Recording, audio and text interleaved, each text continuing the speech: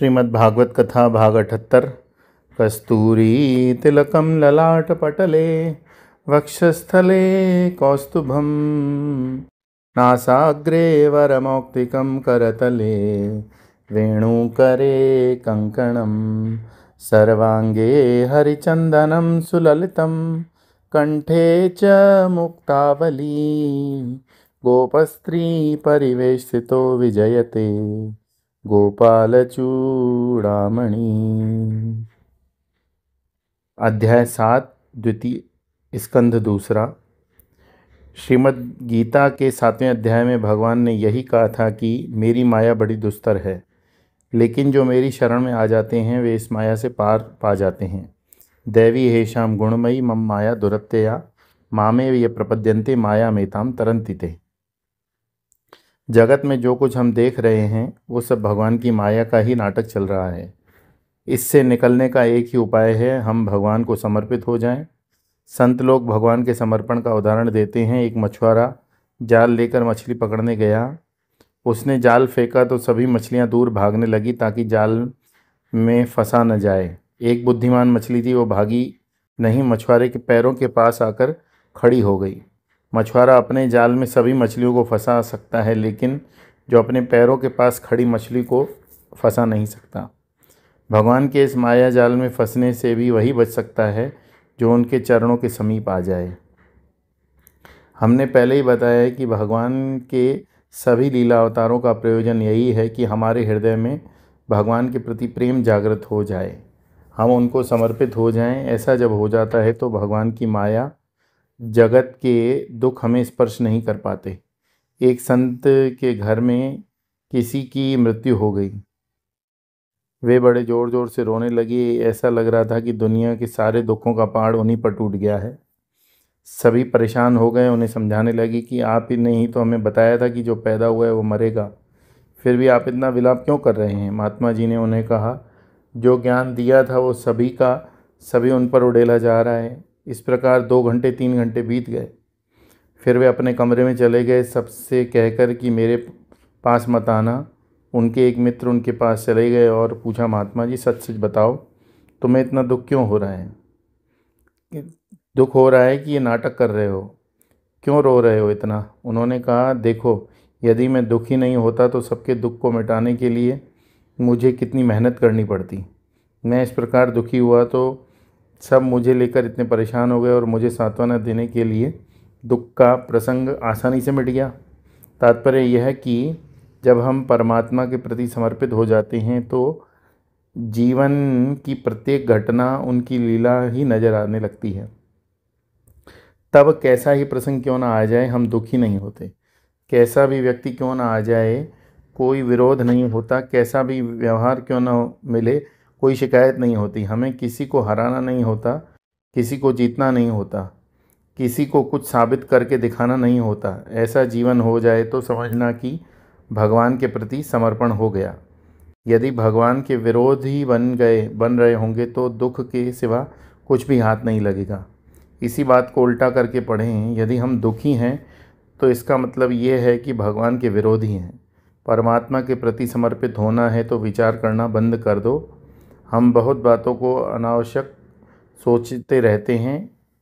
एक बार मुझे एक प्रोफेसर साहब को कोई कैसेट देनी थी। मैं उनके घर जा रहा था, बाहर ही उनका एक छात्र मिल गया तो कैसेट मैंने उसे देकर कहा कि मैं ज़रा जल्दी में हूँ, तुम ये कैसेट प्रोफेसर साहब को दे देना। उसने कैसेट ले ली, किंतु जाने लगा अपने हॉस्टल की ओर। मैं बड़ा हैरान हुआ। उसे कैसेट तो उस व्यक्ति को देनी है जिसे घर के पास वो खड़ा है, फिर वहाँ वह जा रहा है कहाँ? मैंने उसे रोककर पूछा। उसने कहा कि मैंने सोचा बाद में दे दूँगा। मैंने उससे कहा, तुम सोचते क्यों हो? जो करना है कर क्यों नहीं लेते? यह जगत ऐसा ही है। हमारी अनेक समस्याएं अनावश्यक विचारों के कारण प्रभु को समर्पित हो जाने पर विचारों के तूफान अपने आप बंद हो जाते हैं। ये बिल्कुल सरल साधना है और साधना को भी सरल बनाने के लिए भगवान की लीलाएं और कथाएं हैं। यहाँ बहुत कड़े शब्दों का व्यवहार किया गया। ये देह क्या है? कुत्ते के खाने लायक वस्तु। जिसे वो कुत्ते खा सकते हैं, यह देह के प्रति भगवान के भक्त ममत्व बुद्धि नहीं रखते। देह मैं हूँ या देह मेरी है, इन दोनों विचार के ऊपर उठ जाते हैं। भगवान की लीलाओं का श्रवण करना अपने अधिकाधिक समय को भगवान के संसर्ग में बिताने का सर्वोत्तम साधन है। जितना अधिक हम किसी के संसर्ग में रहते हैं, उतना ही उसके प्रति प्रेम स्वाभाविक होने लगता है। इस संबंध में मैं अपना अनुभव बताता हूँ। मुझे बहुत लोग भगवान के नाना प्रकार के विग्रह भेंट करते रहते हैं। एक बार एक अम्मा ने मुझे गणेश जी भेंट किए।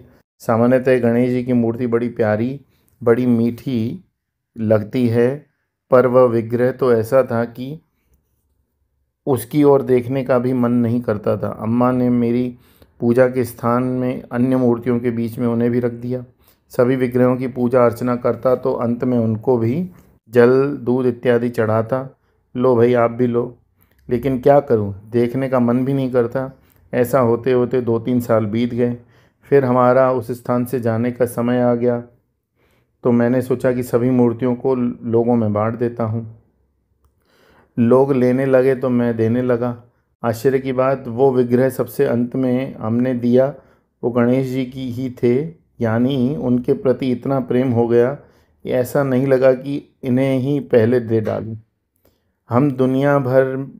हम दिन भर दुनिया के साथ संपर्क में रहते हैं, खाली समय में भी दुनियादारी ही सोचते रहते हैं, तो स्वाभाविक रूप से आसक्ति दुनिया के प्रति रहेगी। समय को यदि भगवान की बातों के चिंतन में लगाएंगे तो उनके साथ प्रेम की भी स्वाभाविक होगा। भगवान की लीलाएं तो ऐसी हैं कि उनको स्थूल रूप यानी केवल कथा के रूप में भी पढ़ो।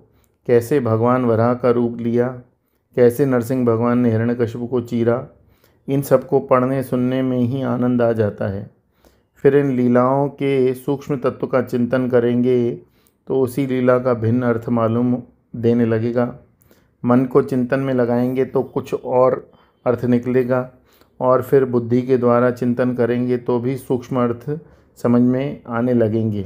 और जब देह बुद्धि तीनों की उपाधियों के बंधन से निकल जाएंगे तो पता चलेगा कि भगवान की लीला अपने से भिन्न कुछ नहीं, ये तो अपना ही स्वरूप है।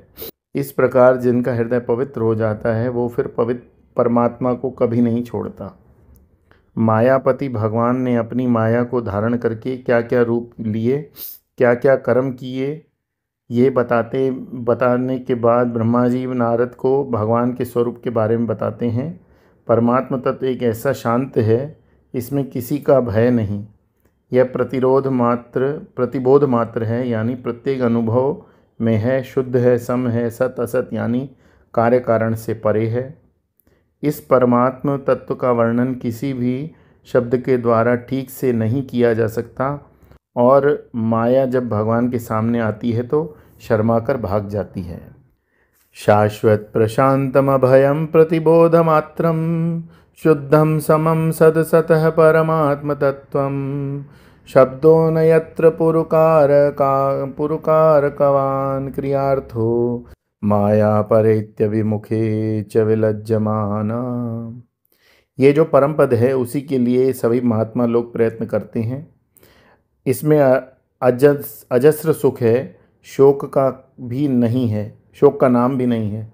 संयमशील पुरुष अपने मन को संयमित करके इसी में लगा देते हैं। जिस प्रकार इंद्र को पानी के लिए कुदाल फावड़े की आवश्यकता नहीं होती क्योंकि वो पानी का भी देवता है, उसी प्रकार जिन साधु संतों ज्ञानियों ध्यानियों ने परमात्मा को पा लिया है उन्हें फिर संसार में किसी वस्तु की आवश्यकता नहीं होती। ये परमात्मा हमारे सभी अच्छे बुरे कर्मों का फल देने वाले हैं। मनुष्य अच्छे बुरे कर्म अपने स्वभाव के अनुसार करता है। मनुष्य का देह भिन्न भिन्न धातुओं यानी पंच महाभूत से बना है।